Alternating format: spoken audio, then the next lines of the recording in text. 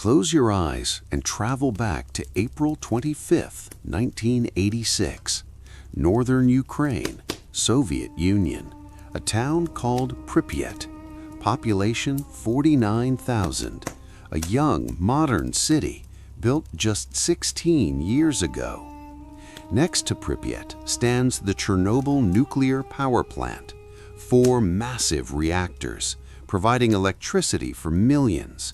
The pride of Soviet engineering. Safe, modern, reliable. That's what everyone believes.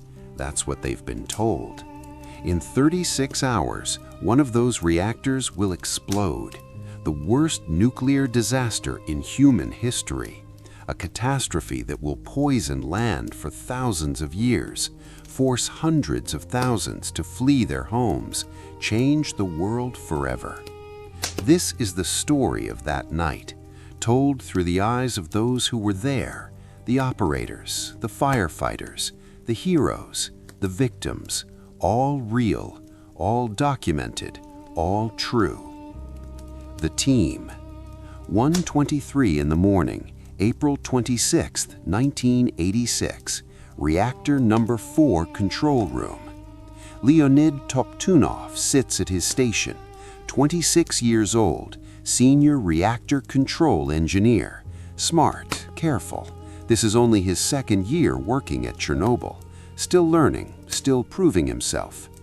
Next to him, Alexander Akimov, 33 years old, shift supervisor, experienced, respected, a family man, wife and young son at home in Pripyat.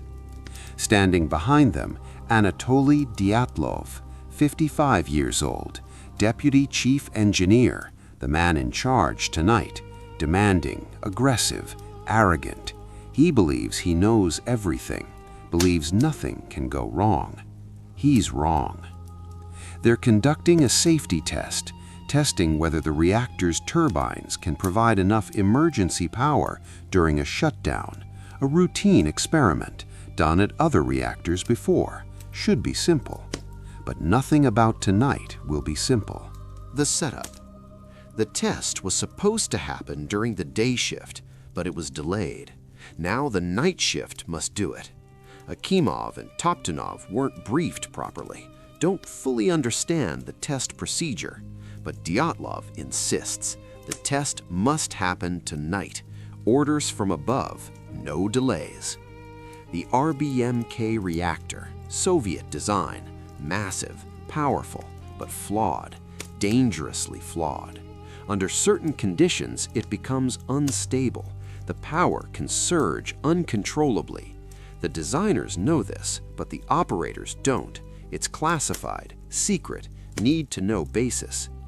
Toptunov doesn't know. Akimov doesn't know. They trust the reactor, trust the design, trust that if something goes wrong, the safety systems will protect them. They're wrong about that, too. The descent.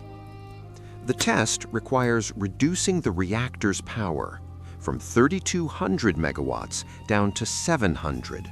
A controlled reduction, slow, steady. Toptunov begins, withdrawing control rods, reducing power. Everything seems normal. The power drops steadily. But then something happens. The power drops too far, way too far, down to 30 megawatts, just 1% of normal operating power. The reactor is barely running. This is dangerous. At very low power, the RBMK becomes unstable, unpredictable. They should shut down, abort the test, restart tomorrow. Toptunov knows this. We should shut down, he says quietly. Akimov agrees. Yes, this is too low. We need to... Dyatlov cuts him off. No, we continue. Raise the power. We're doing this test tonight. But the regulations say... I don't care what the regulations say. I'm in charge. Raise the power. Now. Toptunov hesitates. He's young. Dyatlov is his superior. You don't question superiors in the Soviet system. You obey. He obeys. The climb. Toptunov tries to raise the power. inserts control rods, adjusts systems. The reactor responds slowly, too slowly. It doesn't want to increase power. It's poisoned. Xenon-135, a byproduct of fission. At low power, it accumulates, acts like a brake, slowing the reaction.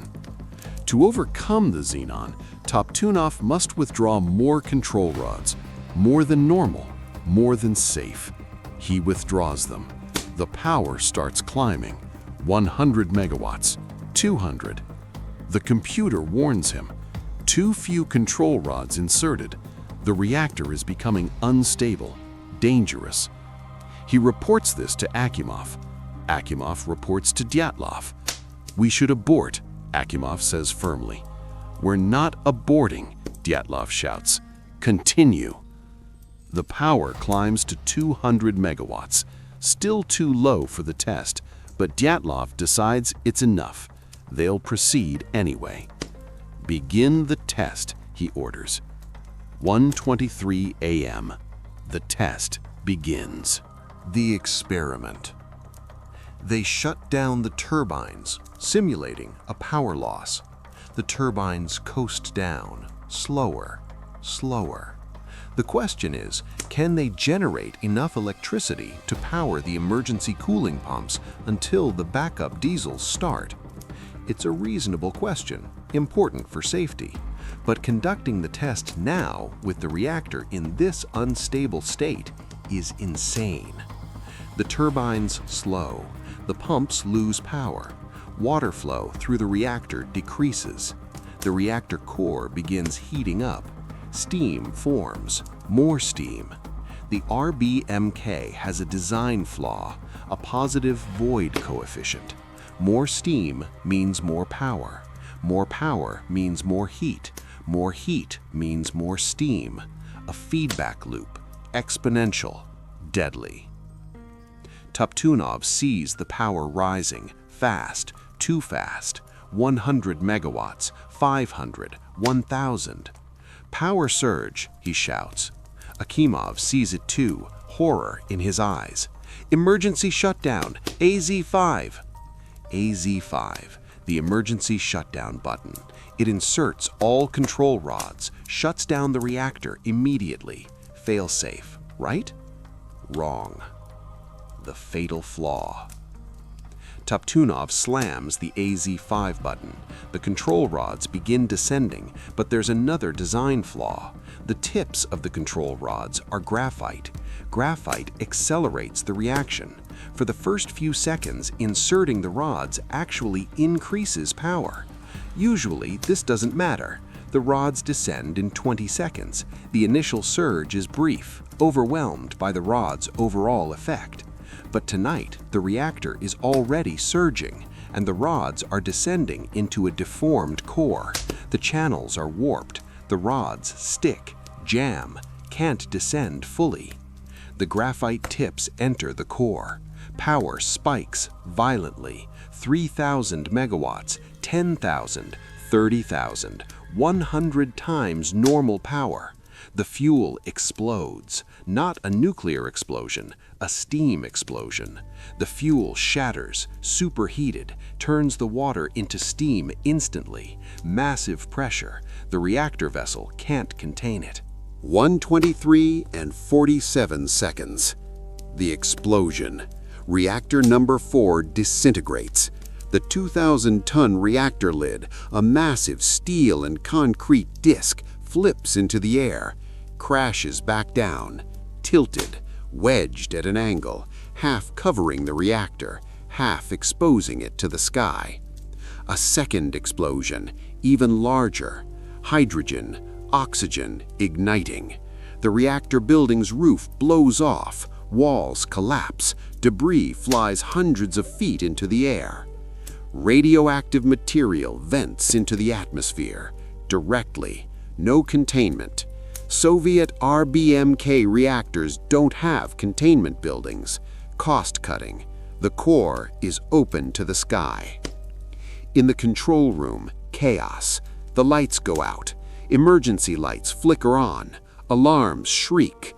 Every alarm, Every warning system, all at once, a cacophony of disaster. Toptunov stares at his instruments. They make no sense. Pressure readings off the scale, temperature readings maxed out. The reactor's gone, destroyed, but he doesn't want to believe it. Can't believe it. Akimov is on the radio, trying to reach other parts of the plant. What happened? What's your status? Reports come back. Fires, explosions, debris everywhere, people injured, panicked voices. Dyatlov refuses to accept reality. It's not the reactor. Can't be. The reactor is intact. Must be the tanks. The hydrogen tanks exploded, not the reactor. Akimov knows better. He was there, felt the explosions, saw the readings. The reactor is destroyed. Impossible, Dyatlov screams. Soviet reactors don't explode. It's the tanks. Denial, arrogance, pride, even now. Even as radiation floods the building, Dyatlov refuses to admit the truth. The firefighters. In Pripyat, fire station number 2, the alarm sounds, 1:29 a.m., 6 minutes after the explosion. Lieutenant Vladimir Pravik is on duty.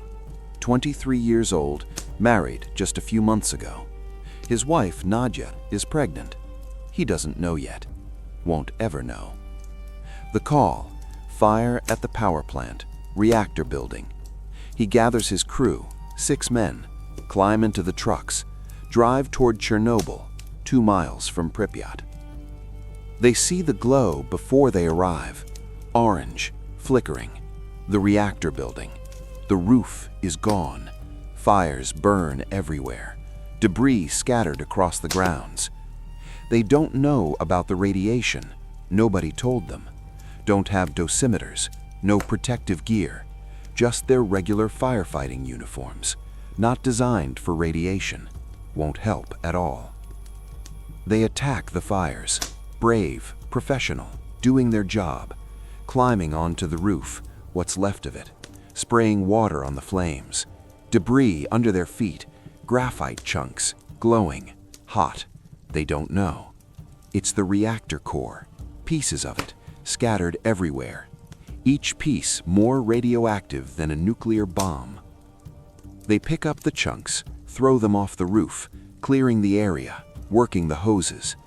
The radiation hits them, invisible, odorless, tasteless, destroying their cells, their DNA, their futures. Within minutes, they start feeling sick, nausea, headaches, taste of metal in their mouths. Their skin reddens, radiation burns, immediate, severe. But they don't stop, can't stop. The fire must be contained. If it spreads to reactor 3, there could be another explosion, even worse. They fight on. The first responders. Other firefighters arrive, from Pripyat, from nearby towns. Nobody tells them about the radiation. They rush in. Heroes, all of them. Captain Vasily Ignatenko, 25 years old, also recently married. His wife, Ludmila, is pregnant too. He doesn't hesitate, goes straight to the worst fires, the most dangerous areas. The radiation levels are unimaginable. 15,000 roentgens per hour near the reactor. A lethal dose is 400 roentgens total. These men are absorbing that much every minute, every second. Their clothing becomes radioactive, their skin, their lungs, breathing radioactive dust, particles lodging in their bodies, emitting radiation from inside, killing them slowly, painfully. By 3 a.m., most of the fires are out, except one, the reactor core itself, still burning. Graphite fire, burning at 1400 degrees Celsius, spewing radiation. Can't be put out with water. Water just makes it worse. The firefighters have done all they can, more than anyone could ask. They've saved reactor 3, prevented a second explosion, but at terrible cost. Pravik collapses, can't stand, vomiting, disoriented. His crew carries him to an ambulance. Ignatenko, too, and others. 14 firefighters, all critically irradiated. They're taken to Pripyat Hospital. The doctors don't know what to do, have never seen radiation sickness like this, don't have the equipment, the medicine, the knowledge. The firefighters are dying, all of them, and they don't even know why. The denial. Back at the plant, the operators try to understand what happened. Akimov and Toptanov go to inspect, see the damage, confirm the impossible. They walk through the destroyed building, rubble everywhere, water flooding the floors, fires still burning, and radiation, though they don't know how much. Their dosimeters max out immediately, pegged at the highest reading, but they assume the dosimeters are broken. Can't be that high, can't be. They see the reactor hall, or what's left of it, a crater, glowing. The reactor is gone, destroyed, core exposed, melted, burning. Akimov returns to the control room, reports to Dyatlov. The reactor is destroyed. Dyatlov still refuses. Impossible, you're mistaken. But others are reporting the same thing. From outside, from the air, a helicopter flew over, looked down into the crater, saw the core, burning, exposed. Finally, hours later, Dyatlov accepts reality. The reactor exploded. His reactor, his test, his responsibility. But he doesn't take responsibility. Blames Akimov, blames Toptanov, blames anyone but himself. The operators made mistakes, he'll claim later. I just followed procedure. A lie, but convenient. Dyatlov will stick to it for years. The evacuation, too late. In Pripyat, people sleep, unaware. The explosion woke some, but officials told them nothing serious. Go back to sleep. Everything's fine. It's not fine. The radiation cloud is drifting over Pripyat, invisible, deadly, contaminating everything. The air, the ground, the buildings, the people. Children will play outside tomorrow, in radioactive dust, breathing radioactive air. Their parents don't know, can't know, nobody tells them. The Soviet government moves slowly, prioritizes secrecy over safety, don't want to cause panic, don't want to admit failure, don't want the world to know. 36 hours pass, 36 hours of exposure before they finally decide, evacuate Pripyat. April 27th, 2 p.m., buses arrive, hundreds of them, lined up. Take only essentials, you'll be back in 3 days. A lie, they'll never be back. Pripyat is dead forever. 49,000 people leave their homes, their belongings, their lives, everything gone. They think it's temporary, pack light, leave pets. We'll be back in 3 days. The pets wait for owners who never return. They starve or are shot by soldiers, preventing the spread of radiation. Tragic, necessary, heartbreaking. The liquidators. The reactor still burns, still spews radiation. 30 tons of radioactive material released, more every day. The graphite fire must be stopped. The Soviet government mobilizes military, civilian volunteers, called liquidators. Hundreds of thousands eventually. Their job? Clean up the disaster, contain the radiation, make the area safe. Helicopter pilots fly over the burning core, dropping sand, boron, lead, trying to smother the fire. The radiation in the air fries their instruments, their radios. They fly blind, brave, heroic. Many will die young. radiation-related illnesses. Ground crews shovel radioactive debris, clear roads, wash buildings. Each man works in short shifts, 2 minutes, 5 minutes maximum, before the radiation dose becomes lethal. Then rotate out, next man in, then the next. Human chains, passing the burden, sharing the death. They build a sarcophagus, a concrete tomb, to seal the reactor, contain the radiation. It's built in 6 months by men working in impossible conditions: radiation, heat, dust.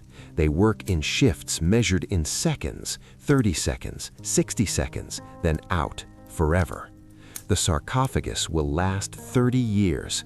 By 2016, it's crumbling. A new shelter built, massive, engineered to last a century, maybe longer, but even that's temporary. The radiation will last thousands of years. The victims, Akimov and Toptunov, they stayed at the plant, trying to cool the reactor, pumping water, manually, opening valves in flooded basements, radioactive water. They absorbed massive doses, over 2,000 Roentgens each. They die in May, 3 weeks after the explosion. Radiation sickness, their bodies breaking down, cells destroyed, organs failing, skin peeling, internal bleeding, agonizing, slow, horrible. 28 people die in the first weeks, firefighters mostly, and plant workers. Acute radiation syndrome, the most exposed, the bravest. But the real death toll is unknowable. How many got cancer from the radiation? How many died young? How many children born with defects? Estimates range from 4,000 to 93,000. Nobody knows. Nobody can know. The heroes. 3 men volunteered for a suicide mission. Alexei Anonenko, Valery Bezpalov, Boris Baranov. Engineers. They knew Reactor 4's basement was flooded, radioactive water. If that water reached reactors 1, 2, and 3, catastrophic. Multiple meltdowns, explosions, radiation far worse. The water must be drained, but the valves are underwater, in the flooded basement. Someone must dive down, open the valves manually, in darkness, in radioactive water, near the destroyed reactor. They volunteered. Put on wetsuits. Not radiation protection, just regular diving suits, useless against radiation, but better than nothing. They dove, in darkness, feeling for the valves, found them, opened them. The water drained, crisis averted. They saved Europe from an even worse disaster. They surfaced, were hospitalized. Everyone expected them to die. Radiation exposure too high, survival impossible. But they lived, all 3, for years, decades. Anonenko died in 2015, age 65. Not radiation, heart disease. Bezpalov died in 2005, age 65. Also not radiation. Baranov died youngest, 2005, age 65. After a long life, working, family, normal. They were heroes. They knew it. The world should know it. Remember it. The legacy. Chernobyl changed everything. Nuclear power lost trust. Plants were shut down. New safety protocols worldwide. The Soviet Union's reputation shattered, contributing to its collapse 5 years later. The exclusion zone, 30 kilometers around the reactor, evacuated, permanent. No one lives there, officially, but some returned.